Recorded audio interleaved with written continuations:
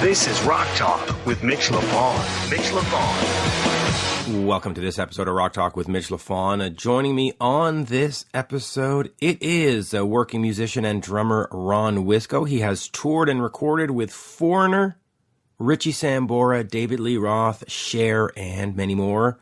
And you know, every so often on this show, I gotta bring you one of these working musicians that are in the trenches. Sorry, Ryan Roxy, but they're in the trenches, and you know, you don't know their names, but when you go see one of your favorite bands, they're there. They're in the background. They're taking care of business. And Ron's one of these guys. Now, what I found interesting in Ron's story is somewhere around 1995, 1996, he went into the studio with Mick Jones, Lou Gramm, and the rest of Foreigner, and they recorded a new Foreigner album.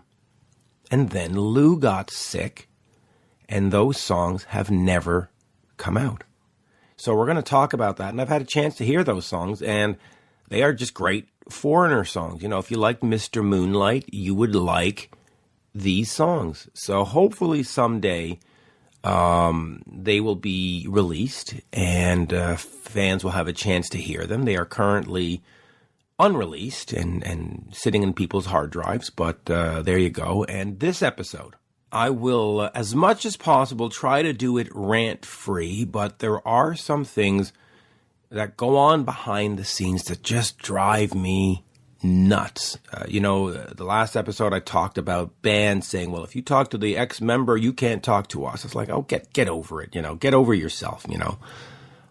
This time, I was invited to a show as a media person. Come out to this show as a media person. It was set up through the publicist, and I did an interview with the artist that was performing. And somewhere in between, a friend of mine phoned and said, hey, are you going to this show that's coming up in Montreal? And I went, well, yeah. And they said, oh, well, you know what? He's managed by the same person that I'm managed by, and I've got some backstage passes, and why don't you come with me? We'll go back there. So I get to the show, and I meet my buddy, and he gives me the passes, and so on and so forth. And the publicist was there and comes running over. Now, I'm alone here. My buddy's not with me. He comes running over and says, you know, if you wanted backstage access, you could have just asked me.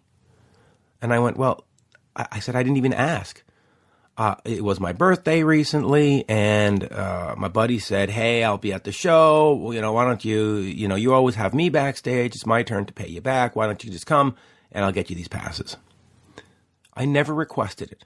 I never asked. I never reached out. I didn't send an email. I made no phone calls. It was offered. And so I say, listen, it was offered. And the person goes on and on and on about, no. If you want to be backstage, you know, all you had to do was ask. And I'm thinking, why am we having this conversation? If it was so easy for me to get access, well, then why didn't you just offer? Why does it have to be this kind of game where you have to come and say, oh, could I pretty please have some passes? Well, if you were going to grant it, well, why don't you just offer? Right? And so now I'm being berated because my friend was being nice to me. My friend decided, I will set you up because you have set me up for all kinds of other stuff, you know, all these other bands. When I have a chance, I take him as the plus one and stuff. And now I'm being berated because he did something nice for me. And so that's sort of the power struggles that go on in this industry, that you always have to acquiesce to people's position of power. You always have to get on your knees and go, oh, thank you so much. You know, bugger off. If it was so easy, just offer it. And if it wasn't in your power to offer it and somebody else set it up, well, then just go, hey, that's kind of cool that you got here. So it's just mind-boggling that this stuff goes on. It's ridiculous. You know, you interviewed my ex-drummer. I'm not going to talk to you. Well, okay, fuck off. Fuck you then. I don't want to talk to you then. You're backstage because your buddy set you up, but you should have gone through me. No, I shouldn't have. You know, There was another one. I think I talked about this on the last episode, but I was at a show and there was a poster on the wall of an upcoming show, and I said to the person who was the publicist and stuff, I said, oh, so-and-so's coming. That'd be a great show to cover. And without missing a beat, the person said, don't even ask me. The show is sold out. The artist is refusing to do interviews. It's nothing going to happen, so don't even bother asking me. Like, straight to my face. And I hadn't even asked. All I had said was, oh, that's kind of cool that this person's coming. And about 2 weeks before the show, the band's publicist from New York sent me an email and said, hey, the band's coming to town. Would you like to check it out? And I wrote back and said, sure, absolutely. So I went to check out the show. It was a great show. Everybody had a good time. Took my wife. And about 3 days later, the local person wrote and said, hey, if you wanted to go see the show, you should have gone through me. That's how it works. You go through the local promoters. You don't go through publicists. And it's just like, I didn't go through anybody. I was solicited. They sent me an email and said, we have an artist coming to your town. Would you like to go? And out of courtesy, I replied, yes, I would. That is all.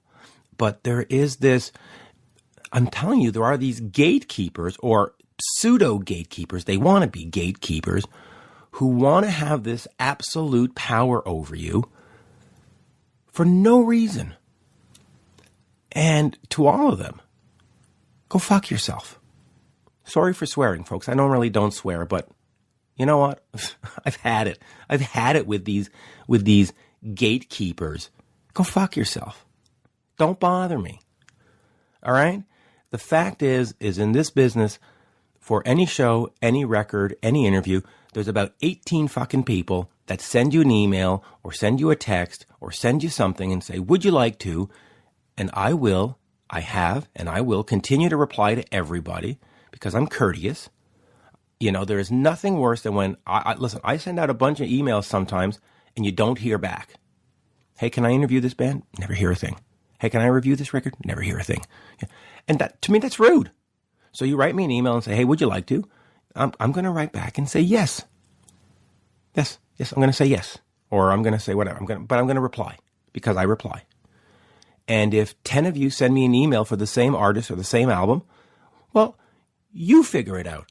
You get together, have a committee, have a conference call, and figure out who's doing what. You know, I have to say there's one publicist, and I don't want to name names normally, but this time I'm going to name names, and she's great. She's called Heidi, and she handles Anthrax and Dirty Honey and a bunch of other stuff. And she's real simple. She goes, everything goes through me. Don't write Charlie Benente. Don't write Frank Bello. Don't write Mark LaBelle. You write me. And it's perfect. The system is perfect. It's not broken. She also handles Ghost. Everything that is Ghost, Anthrax, Dirty Honey, and all the other bands, Slayer, go through her. There's no record labels. There's no other publicists. There's no bandmates. You want to go to one of those, it goes through her. And the system is perfect. It is perfect. You never get an email going, hey, you shouldn't have talked to, no, nothing. It's Heidi emails you, you email Heidi, and it's perfect. It's glorious. And if everybody operated like Heidi, this would be the most perfect job to have because everything would be straightforward. And there's no power play, and there's no you have to beg. There's no you have to get on your knees and say a prayer. You write her, and if she says yes, it's yes. And if she says no, it's no. And it's clear. Clear. And there's no power play. If she can do it, and if it makes sense for her to do it, if it's in her purview, it'll get done. And if it means an interview, it means an interview. And if it means going backstage, it means going backstage. And if it means tickets to a show, it means tickets to a show. And if it means a physical copy of a CD, it means a physical copy of the CD. There's none of this. Well, you should have had the... No, stop it. Stop it. Anyway, so... I said no rants, but there was my rant. Anyway, I'm at this show and I'm being berated because my friend invited me. Stop. Anyway, without further ado, drummer or at some point, drummer for David Lee Roth, Richie Sambora, Foreigner, and more. Here is Ron Wikso. We're speaking with drummer Ron Wikso. Ron, pleasure to speak with you. Hey, great to speak with you as well. Thanks for having me. Absolutely. So let me explain to fans why I thought it would be great to have you on. You have toured with Richie Sambora from Bon Jovi, which is I'm a big fan of the band. Also David Lee Roth, which I of course love and admire. His time with Van Halen, and Foreigner, and a lot more. So let's and of course you've completed a new album, a Greg Rolie solo record that includes among others Steve Lukather, Neil Schon, Alfonso Johnson, and a bunch of others. So welcome. Let's get started with all of this. Where do you want to go first? Anywhere you want. Anywhere you want. All right. So real quick, you have two new projects. One is Marcy. So just quickly talk to me. Who is Marcy? What's her project, and where can folks get her? Because then I want to get into the juicy details of David Lee Roth and Slash and Foreigner and and the unreleased Foreigner album. So let's get into all of this. All right. Well, with Marcy, Marcy's. I was introduced to Marcy originally by a guy named Kurt Griffey, who I've worked extensively with. He's a great guitar player. He plays with CCR right now, but he worked with us in Greg Rolie's band for probably 10 years or so. And I've also worked with him with other people like Randy Meisner from the Eagles and Denny Lane from Wings. You know, we've done a bunch of stuff that Kurt and I both were involved with. And Kurt and Marcy grew up together. They grew up in a small town in Iowa called Red Oak.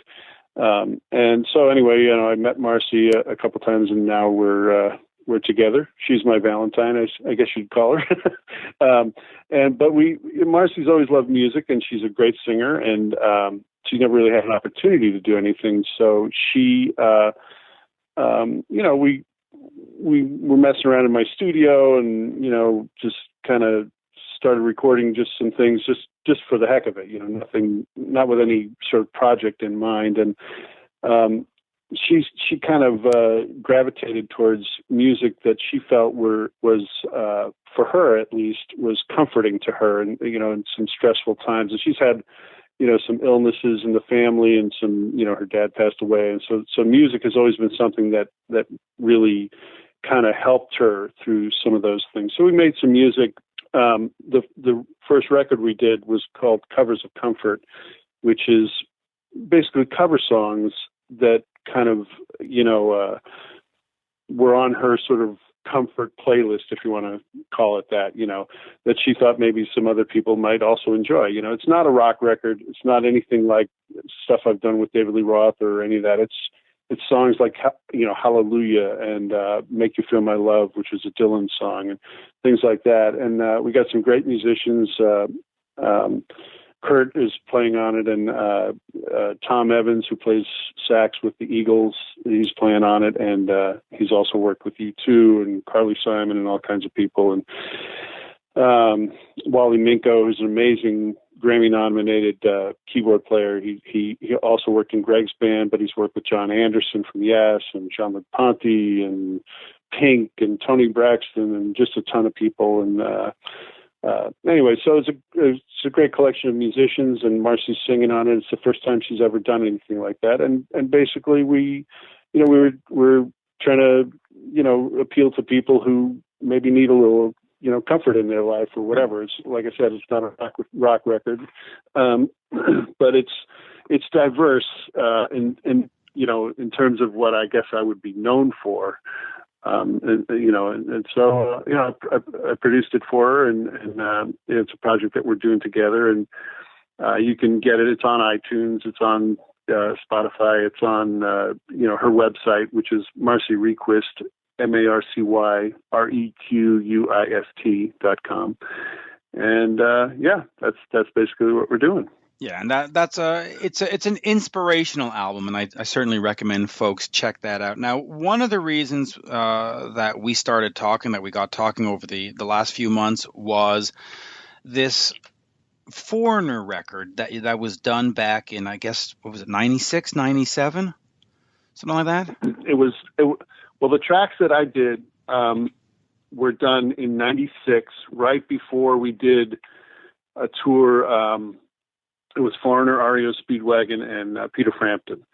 And this was, I would guess, I'm going to say March or April. I don't know exactly, but it was done at a studio in Rochester called the Studios at Linden Oaks, because Lou is from Rochester, as you probably know.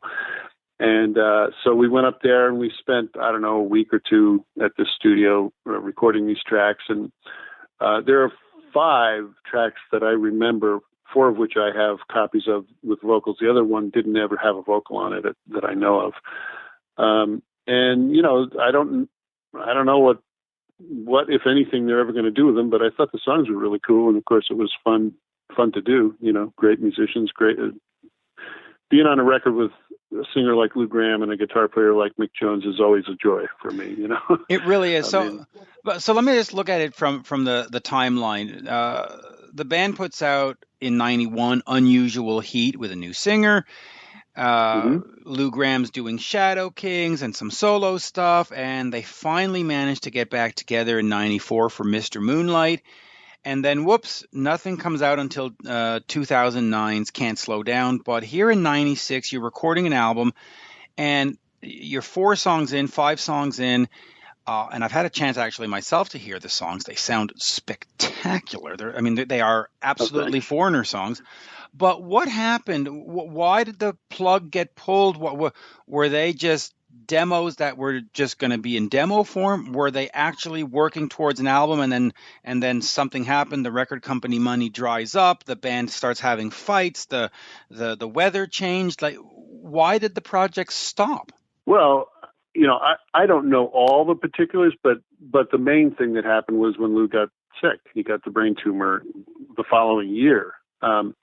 So we did those recordings, and then the recordings sort of just sat there. And I think that, I don't know this for sure, because I don't get all the details, but I think that Mick and Lou continued to write, maybe, but we were on tour. You know, that whole rest of that summer, and then even later that I think November, December, we did some other shows, some smaller shows on our own. And then we did a couple shows in early '97, but when Lou got sick, it was April of '97, as I recall.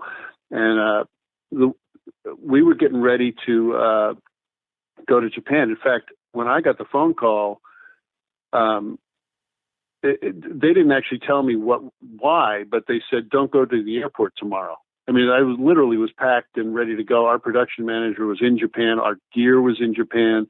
We were getting ready to go there, and they pulled the plug because, you know, as we all know now, that was when he was diagnosed with the brain tumor, and then he had to have surgery and all that stuff. So once that happened, you know, the rest of the year, whatever touring we had planned for that year, all got canceled, and we basically had the year off. I went to Lou's wedding, which was later, I think it was August of '97, but by that time he'd been through a lot of treatments, and, you know, he gained a lot of weight and everything. So, you know, basically the band just went on hold because of his illness. That's really, I think, was the driving factor with everything, you know, having the plug pulled on everything. And then the following year, that was when I got called to do the Sambora thing, and, you know, nothing was happening with Foreigner still. So I did that. And then they did decide to do something, but I was working with Richie. So that was when Brian Tichy was asked to take my place. But then there still was no recording with Lou. He wasn't, I don't think he was, you know, ready for that yet. You know, I think it was kind of a task anyway, just from a physical standpoint, for him to be even able to go out and tour. It was amazing that he did, you know, and amazing the comeback that he's had since then. Lou is a great guy. I love the guy, and just the fortitude that he's had to overcome what he did is amazing, you know, to me. There's no other Lou Gramm, you know, so. But anyway, I'm off on a tangent, but that's my basic understanding of what happened. Now, is it okay for me to mention the names of the songs that were recorded, or is that sort of still a secret at this point? I don't know. They're not my songs. I didn't write them, so I don't have any rights to any of them. I don't know what the answer to that question is. So we'll leave it at that. But they were there. They do sound like Foreigner, and they came out after Mr. Moonlight. And I know that as we move forward in 2019, the band is moving forward with a whole bunch of releases. There's a show from 1978 that's coming out. From what I'm told, Vivian Campbell of Def Leppard was in Rochester recently, tightening up some leftover Shadow King stuff. So there's it should be a great 2019 for Foreigner fans. So let's get over to Richie Sambora. You're on the Undiscovered Soul tour. By the way, that album is fantastic. I mean, if you look at some of those songs, Made in America, If God Was a Woman, and I mean, just incredible stuff. Talk to me about working with Richie, because he leaves Bon Jovi, or they takes a break from Bon Jovi. They come back. They do These Days. They go back on tour, and then there's still some leftover Animus, and let's go back out and do some solo stuff. He does this soulful record, bluesy soulful record. How did the hookup with Richie come in? You're waiting around with Foreigner. Does Richie call you? Does your agent go looking for a gig for you? How does that connection to the Bon Jovi world come up? Well, the connection to Richie and the whole Bon Jovi world goes back to when I was with Cher. Okay. I played with Cher starting in 1989 for, 4 or 5 years or something like that. And you may recall that Cher and Richie dated.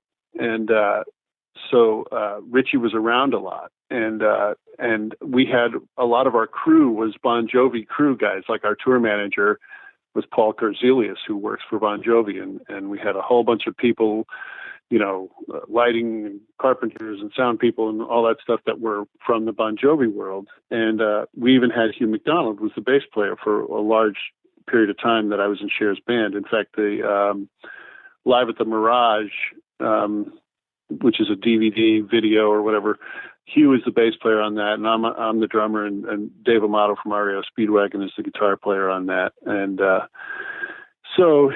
anyway, and Richie's even in that video. There's a couple of cuts of him, backstage with Cher. So anyway, so I knew Richie for a long time, and then fast forward to 98. He just called me out of the blue. I don't know. I think he may have asked Dave, or he's pretty close friends with Dave Amato, and he may have asked Hugh or something. But he just called me and said, "Hey, I'm going to do this tour. You want to do it?"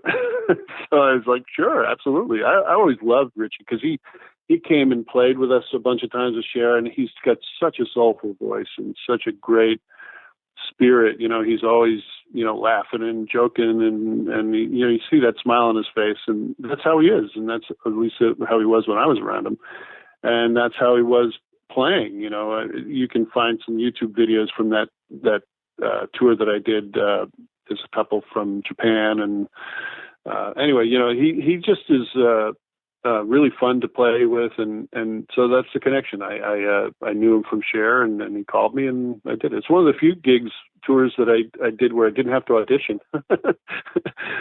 So yeah, that's where it came from. Wow, that's great. And I never actually knew that Huey played with Cher. I guess I should have, because I'm a huge U fan. In fact, I had a nice chat with him one time backstage. He's really an accomplished musician, and what a lot of fans don't know is that most of the Bon Jovi records, it's you playing, but don't tell anybody. It's all the Bon Jovi records, as far as I know. Yeah, it's all of them, and Alec was more of sort of the live face because he had a better sort of.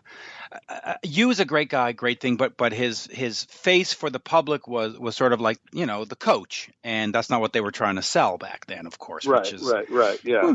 Hugh's just a consummate bass player. He's just so good, and he's on tons of other records too. Like he's on Ringo Starr and Alice Cooper. Yeah. Just tons and tons of records as a session guy. And that's where he started with Bon Jovi, from what I understand. You know, he was on Runaway or something. They were like he was session stuff. He was the first guy on the first album. Him, Chuck Berge, and Al DeNova, all the way back to back. I would love to get you on the phone actually for an interview. I just think that his stories would be absolutely fascinating. But I'm assuming that the Bon Jovi stuff is under an NDA. So, but still, I don't know. But talking he's a hilarious guy too. Oh, absolutely. He's one of my good friends. I just hung out with him at NAMM a few weeks ago, and we had dinner, and he's just so funny. Well, he's a great guy. Let him know that I'd love to talk to him. But just quickly with the Undiscovered Soul stuff, and I'm just looking at the track listing because I actually have it on my phone. Hard Times Come Easy. So talk to me about those songs, because when you went out there, you had to play some of the Bon Jovi songs. What were sort of the instructions for you? Was it, hey, try to get into the feel and groove of Tico Torres and let's make these Bon Jovi songs with Richie singing? Or was there more of a freedom like, hey, let's try to sort of soul these up or blues these up? Or what was sort of the approach?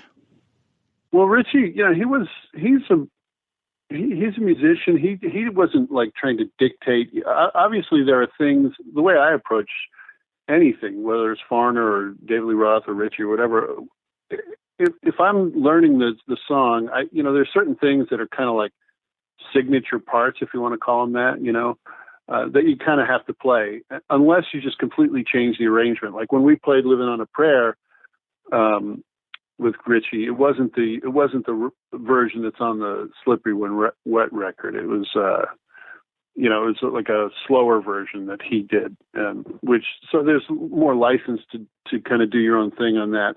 But he didn't like dictate, you have to play exactly what Tico played or whatever, just as long as you have the right feel. And, the band itself had its own feel too, between all the musicians that were playing and Richie singing and playing guitar, I don't think it sounds, exactly like a Bon Jovi record, but it's got the, the parts. Like when we play Bad Medicine, there's certain parts that I played because they're part of the song, but hopefully I, was able to put my own feel in it as well. I think that's kind of like it's sort of a marriage between the feel that you want to bring that's you with what needs to be there that makes it that song, kind of, if that makes any sense. Yeah. Were you on the Rocking the Troops CD that he did in 2005, or were you? No. Okay. Because I love the way he approaches the songs. He really does sort of make them his own and slows them down. Now, another thing that's coming out in May is the Greg Rolie solo record. He is currently touring with Neil Schon and Journey Through Time. Talk to me about that record, and of course, having Steve Lukather on there, having Neil Schon on there, and Steve Lukather in particular. Here's a guy who has probably played, credited or uncredited, on 500 albums, and not even facetiously, probably that many. I wouldn't be surprised if it's 1,000. Right. Guys everywhere. So talk to me about this record. So is Gregg making sort of an attempt at making another Journey record? What is it sonically like? And what was it like having Steve there and Neil there and Alfonso Johnson there? Just quickly talk to me about that project. What's its name, by the way? What is the project's name? Do we know? I believe he's going to call it Sonic Ranch, and that's named after the studio where we cut most of the basics. And that's a studio that is outside of El Paso, Texas, on a big giant pecan farm. It's an amazing studio, actually. There's like 3 or 4 or 5, I don't know how many studios on this property. And I think the guy that owns it is like a music lover, and he just loves all this. He's got an amazing vintage guitar collection, and you go there and you stay at. They've got like some rooms there in a house, and you stay there. And we recorded in this gigantic room. I don't know how big it is. It's like a warehouse or something, and with a really nice control room. And I forget what kind of console was in there. I think it was an FSL, but I don't know. Anyway, that's where we cut most of the basics for that record, and it was done over quite a long period of time. We started it a few years ago, and then we, between touring with Gregg, and then Gregg started doing Ringo's project, and then he started in the middle of all that they did Santana 4. So a lot of things got put on hold over the course of making this record. So that's why it's taken so long to get it to be released. So some of the recording, it was just me, Gregg, Alfonso, and a guitar player named Alan Haynes, who's from Austin, where Gregg and I both live. And so we did a lot of that stuff. And then the stuff that Lukather played on, unfortunately, I was not there when he did it. Gregg just sent him the tracks, and Steve, from what I understand, got together with whoever engineers his stuff and put the guitar stuff on as an overdub after we had the basics on the two songs that he played on. But boy, did he play great. He's such a spectacular guitar player. I just can't say enough good things about the way he plays. And for me, as being such a fan of his and all the stuff that he's done over the years, I'm just thrilled to be on a couple of tracks that he's on. So it's great. And of course, I've done several records with Gregg. I co-produced Roots, and then Rain Dance, which was a live record. And Alfonso's on that. So this is the third solo record of Gregg's. And of course, we did Storm together, which is where I met Gregg. But anyway, Neil is on the Roots CD as well, so this isn't the first time I've been on it, but it was the same type of thing where Gregg sent Neil the tracks and he put his stuff on. So we were, when I recorded that stuff, Neil and Steve weren't in the studio when we did it. They did their stuff as overdubs, but it's Gregg's. They're all songs that he wrote, and it's not like the Roots record was sort of, kind of the reason it's called Roots is going back to Santana roots, so there's a lot of Latin percussion and stuff like that on that. There's not as much as that on this record. It's more of like, there is actually, we did redo Look Into the Future, which is an early Journey song. That's on the record. And then there's a bunch of stuff that's, I don't know how to describe it. I guess it would be more in the rock genre than the Latin type genre, but I wouldn't call it Journey-ish. It's got some elements of that because that's where Gregg comes from. But I wouldn't call it a Journey record by any stretch. But it's it's really good. I think some of the songs are really good. I think there's a lot of great playing.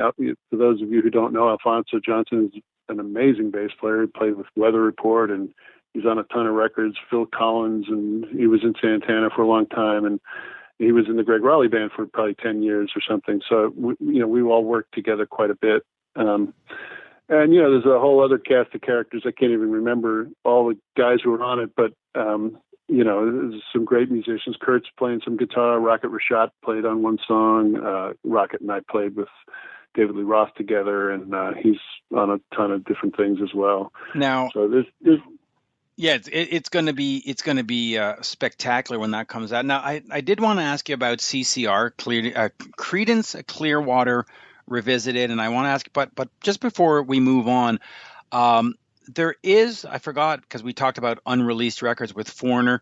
There is an unreleased, and I'm going to call it an unreleased Richie Sambora live record from the Paradiso in Amsterdam, Holland.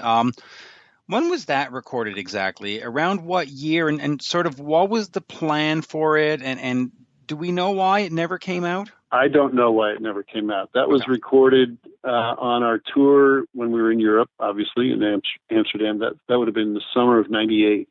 Okay. And the Paradiso, from what I recall, they had like a 24-track recording studio in the building or something. So that was how they recorded that. And then I don't know if he got a truck or whatever, but we also recorded a show in London, Shepherd's Bush, and John Bon Jovi came and sat in on a song or two of that, which I assume was also recorded. And to answer your question about why it never came out, I have no idea. Okay, so you're not aware of any politics where they said, "Hey, you got to come back and do the Crush record with Bon Jovi, and we don't want you competing in the market." I mean, because that does happen. Not that it happened in this case, but so. I don't know. I hear rumors about those kinds of things, but I don't know. If that's really true, or. Well, let me put it to you this way then. Have you heard the recordings? Do they sound releasable, or was it, and not to insult anyone, but was it such a mess that they couldn't use it, or was it so great that you don't know? I mean, where are we? Was it a great recording? I have never heard the recordings. Okay. I just know that they were recorded on multi-track, so they should be usable. They should be mixable, and certainly now with Pro Tools, you can transfer it all in there and fix whatever you want if you want to do that. I don't know why it never came out. I do remember after those shows, especially the one in Amsterdam, that everybody felt that they were really good performances, and that there would be a lot of good material on there. I remember talking to Richie about that, and I don't know why he never did it, or maybe he will at some point. I think it would be great. The band was really, really a fun band. We had Chasm Sultan from, Todd Rundgren and Meatloaf. He was the bass player, and Tommy Mandel from Bryan Adams' band was the keyboard player, and Richie Supa, who co-wrote a lot of that music with Richie Sambora, was playing rhythm guitar, and we had three different percussionists. In Japan, we had Everett Bradley, and in Australia, we had a girl named Joya Bruno, and then in Europe, we had Crystal Talaferro, who was you may know from Bruce Springsteen and Billy Joel and all kinds of people. She's a great percussionist, backup, a singer as well, and so that's who was on the stuff that we recorded in Europe. So it would be Crystal was on that stuff, and as far as I know, the stuff sounded great. But like I said, I'd never actually heard any rough mixes or anything. I don't know if there ever were any. I don't know whatever happened to it. Well, we'll have to find somebody who knows and get that released, because on the Undiscovered Soul Japanese side of releases, they released a 2 CD version that has a Sambora from San Diego in '91 as a bonus disc with like 6 or 7 songs. And that sounds spectacular. And so I'd love to hear what it sounds like with you playing drums on it and with that band, because, anyway. David Lee Roth. So let me get this straight in the discography. He released a song called Nightlife, and there is a whole bunch of CD singles that includes live tracks from Capitol Studios in 1994. Did you play on those tracks? Yeah.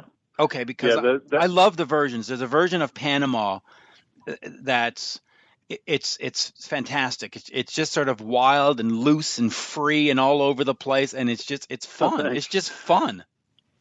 Yeah, well, it was a good band. We that as you said, it was done at Capitol Studios. That was actually like a live Westwood One performance. I think it was like contest winners or something, because we had an audience there in the studio, and it was going out over the radio, and it wasn't done with the idea that we were making a record. It was just, we were just playing on the radio, and I didn't even know it was a record until a couple months later when I was we were in England, and there was some flyers on the seats at one of the gigs about this new record featuring live tracks, and I was like, where did this come from?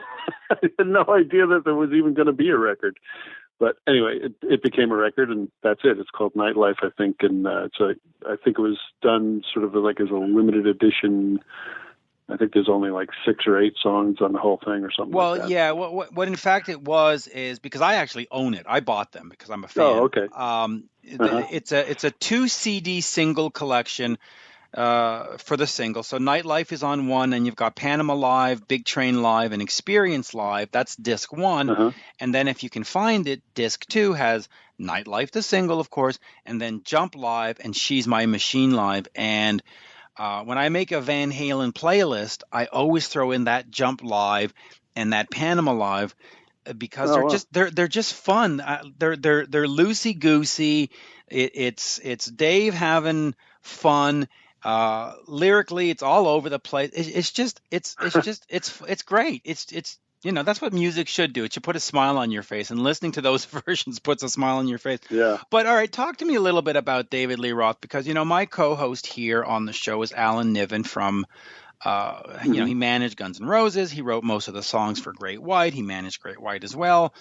And he talked to me once about how David Lee Roth came off stage and said something exceptionally unfortunate to Slash. Now, is that something that you were privy to? Did you hear that conversation at Donington, or were you later on in the band? Yeah, I was only in Dave's band in '94, so I wasn't at Donington. I didn't see that. Okay, so you didn't see that. I have a different Slash story with Foreigner, though. Oh, so let's hear the Slash story with Foreigner, because let's hear it. I don't know it, so let's hear it.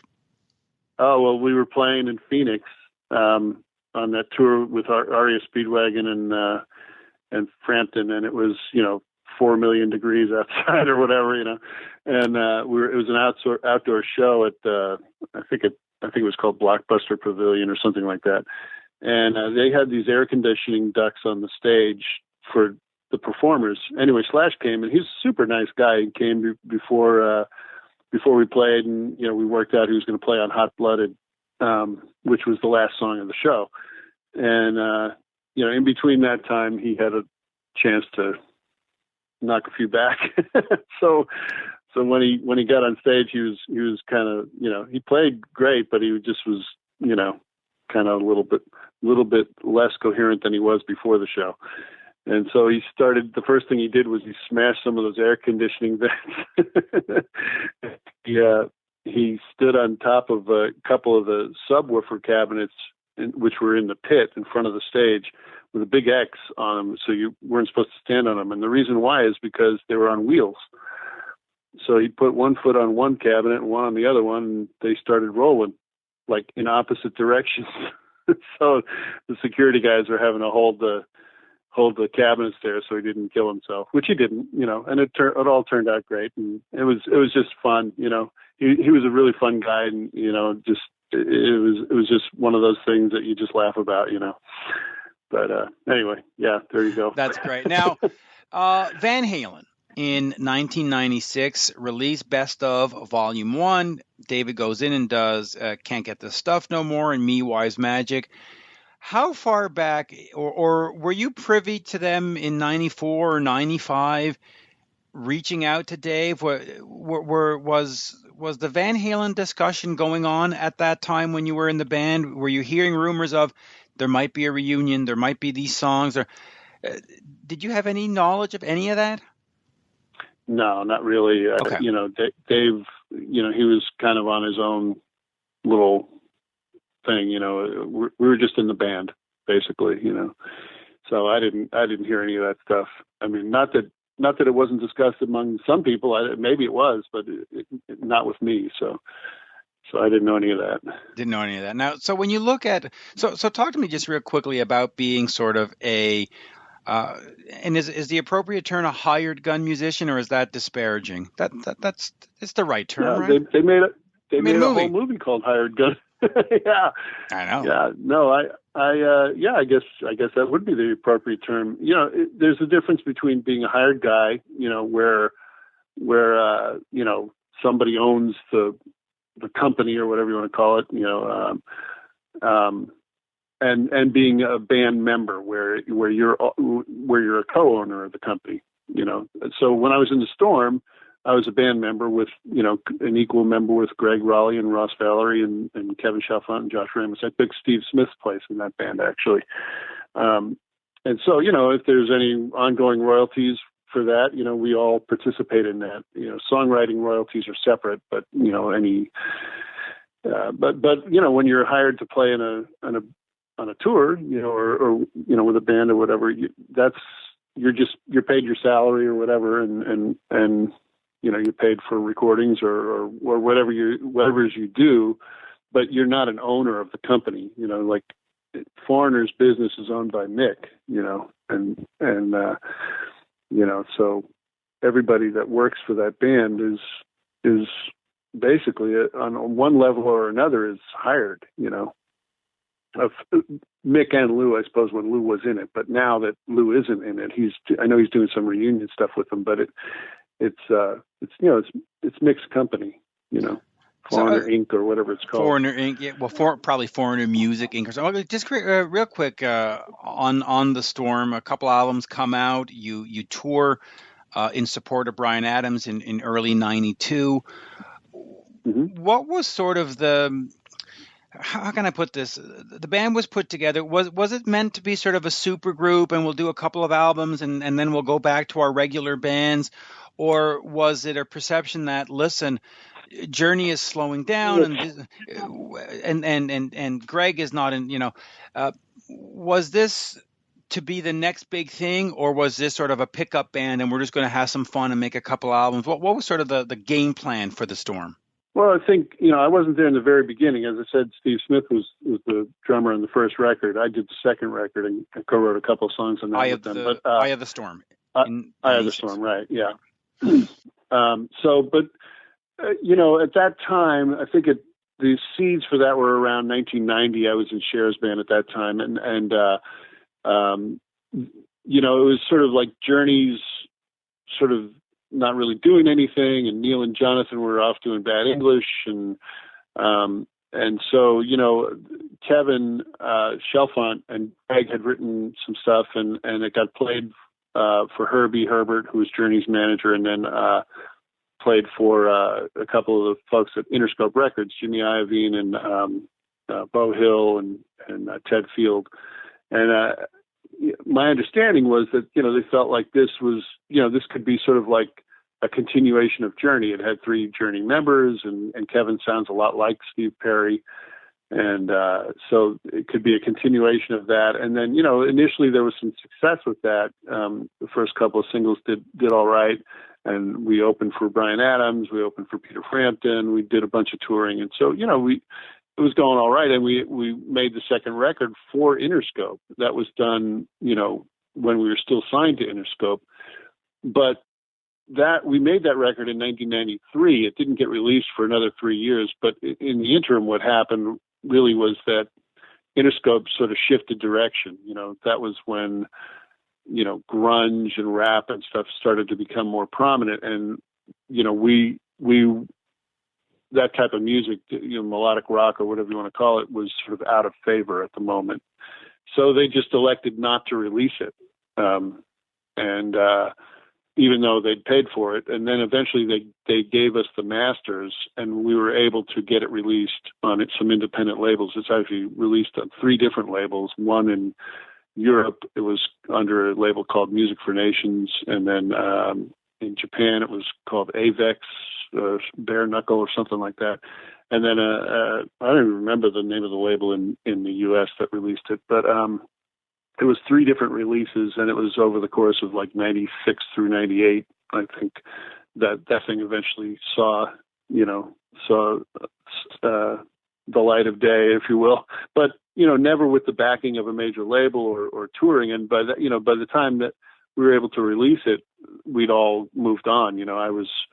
I went and played with Dave, and then I went and played with Foreigner, and Greg did Abraxas Pool, and Ross went back with Journey, and so all kinds of other things happened. So the band just sort of ceased to exist. It still exists. I mean, it still exists from a legal standpoint. We still if we get some money every once in a while for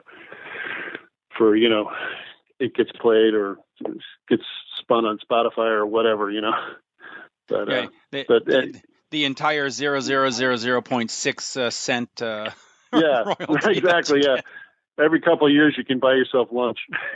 Yeah, if you're lucky. But just real quick, because we are approaching 40 minutes, so let me just quickly get back to David Lee Roth.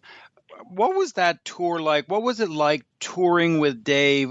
Did he come in and was sort of the musical director and told you what to do and how to do it? Did he just sort of give you the Van Halen albums and say, go learn this? Was it easy? Was it difficult? Was he sort of a nice boss? Was he a prima donna? What was sort of that vibe in the Roth camp? Well, it was it was challenging. I'll just say that. I love all that music. I mean, I was always a fan of all the Van Halen stuff. So playing that stuff was just, it was great. It was a lot of fun to do that. When I actually auditioned for Dave, it was at his house in the basement, and he wasn't in the room for the audition. I just played with the bass player and the guitar player, which at that time was Terry Kilgore, and Danny Hunting was the bass player. And then unbeknownst to me, he was upstairs listening. He came down at the end of it. He says, that was when he hired me. But, I mean, as with anything, there's good times and bad, but it was difficult. Dave is, he's a unique guy. And, there were some challenging aspects to it. As far as learning the music, we just basically, learned it as best we could. And there was one time when he got mad at me because we learned, I think it was Dance the Night Away or one of those songs we learned like that day at sound check. And so I had a couple of cheat sheet notes that I stuck on a drum to my left just to make sure I didn't screw it up. And he got mad that I had that there. And I was just like, dude, I'm just trying to play your song the right way.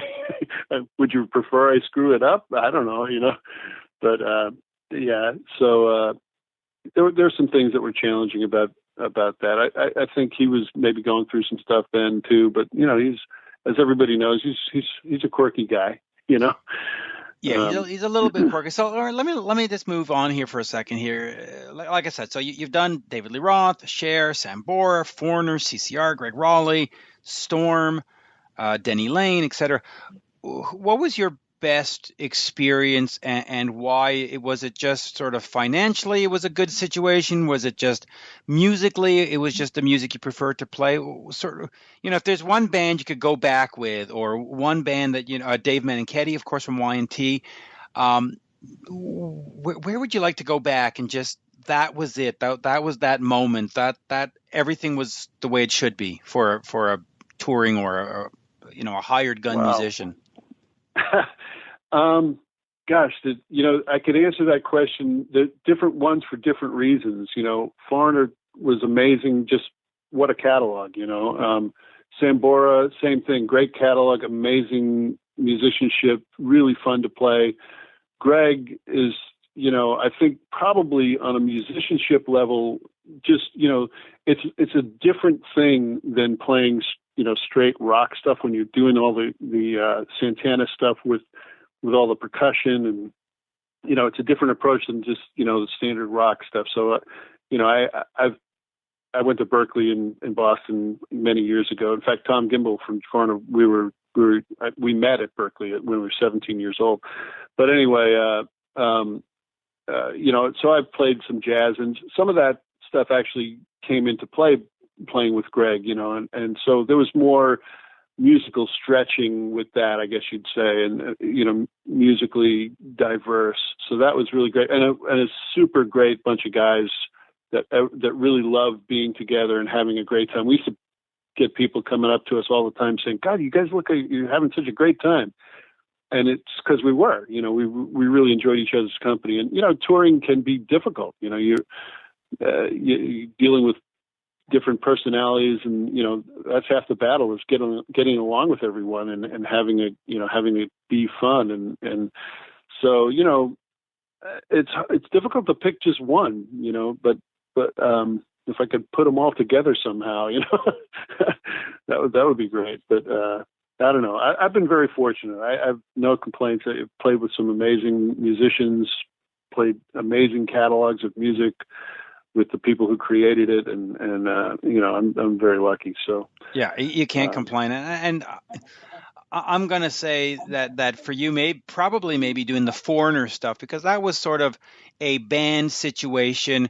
Whereas when you're with Richie Sambora, he's out front and it's Richie's band. And when you're and I'm not saying that Foreigner is not mixed band. We know it's mixed band.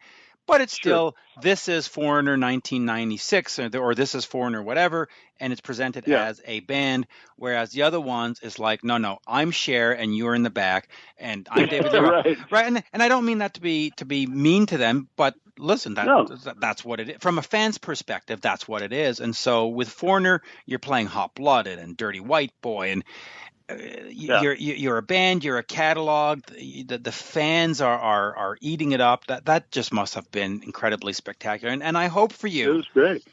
And I really hope for you that the songs that were recorded get released. And I know, like I said before, 2019, there's a blitz of stuff coming.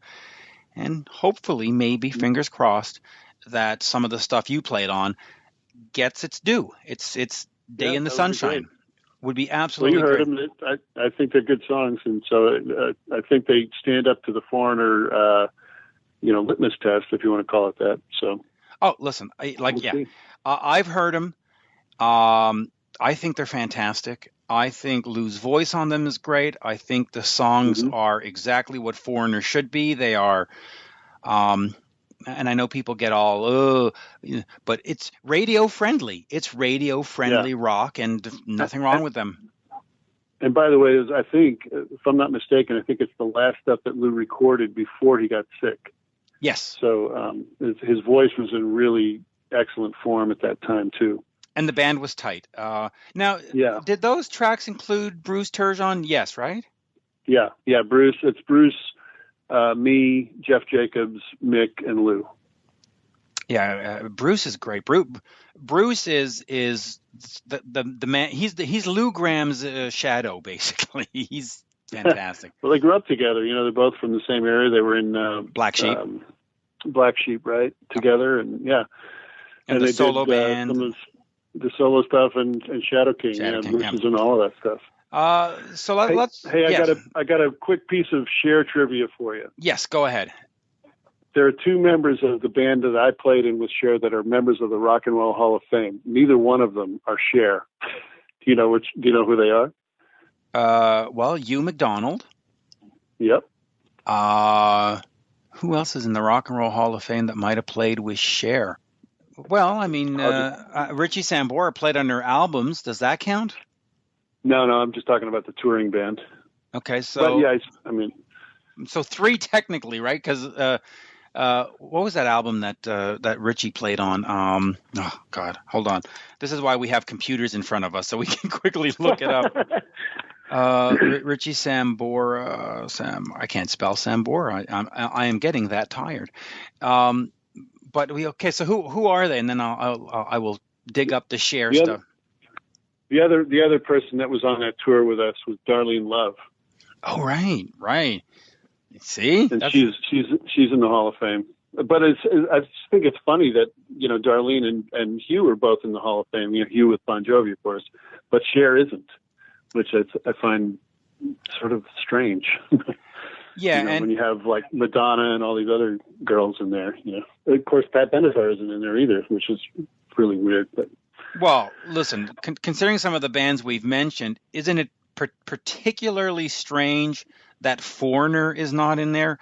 I mean, well, sure, I mean, give me a break. You look at their record, you look at their record sales, and let's not forget the fun fact that they are the only band that I know of, at least, where their first 5 records, from debut album, sophomore album, first 5 records were top 5 on the Billboard 200 album chart. That's not something to sneeze. Not top 20, not top 40, top 5. First 5 albums were all top 5, and they're not good enough for the Hall of Fame. No, I know. Give me a break. Give me a break. I'm sure there's a lot of acts, singers and bands that we could talk about, but Foreigner's right up there. They absolutely should be in there, and it's a travesty that they're not. It really not that wouldn't mean anything for me. I wouldn't be inducted. I wasn't an original member, but I do think that they should be acknowledged in that way. Absolutely, they really should be. And listen, them and Journey and. Well, let's just say them and Journey combined probably invented what we call melodic rock, or sort of a, so for them to not be recognized as genre leader, anyway, whatever. Just real quick here, let us remind the folks, Ron Wikso, RONWIKSO.com is where we can check out more of Ron. And sir, absolute pleasure, and I love hearing those stories, and I love hearing stories of what I would call working musicians, because Oh, thanks. to learn all those different bits, and to, that's got to be challenging to go in there, because Cher is not Sambora, and Sambora is not Foreigner, so it's and CCR and so on and so forth. So oh yeah, it takes skill. Yeah, the CCR stuff, I had to learn the whole show in like 2 days, and then I had to play the first show with no rehearsal. Yeah, that was fun. But yeah, stylistically, all those gigs are, there's some similarities, but they're all very different. The feel of CCR is totally different than the feel of, David Lee Roth or Foreigner or something. And so, it's part of what makes it fun though, too. You get to, try different things, and you're not doing the same thing over and over again. So as I said, I've been very lucky. I've played with a lot of great musicians, a lot of legendary musicians in a lot of different situations. And so, knock on wood, I can't complain. Cannot complain. Again, ronwikso.com. Sir, absolute pleasure. Thank you so much. Yeah, thank you. Thanks for having me.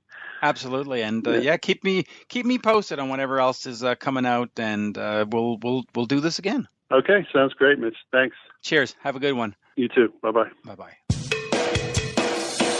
You're listening to Rock Talk with Mitch LaFon. Rock Talk.